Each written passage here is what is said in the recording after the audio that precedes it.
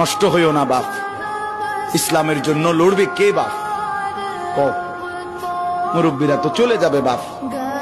18 বছরের ছেলে, 20 বছরের ছেলে, 22 বছরের তাগড়া জওয়ান, তুমি নষ্ট হয়ে গেলে, তুমি চরিত্রহীন হয়ে গেলে, তুমি যদি সারাক্ষণ নারী ছাড়া, ছবি ছাড়া, মদ জুয়া অশ্লীলতা, তুমি যদি মোবাইলের আসক্তি ছাড়া চলতে না পারো, আগামী দিনে ইসলামের জন্য তুমি করবা কেমনে, লড়বে কেমন?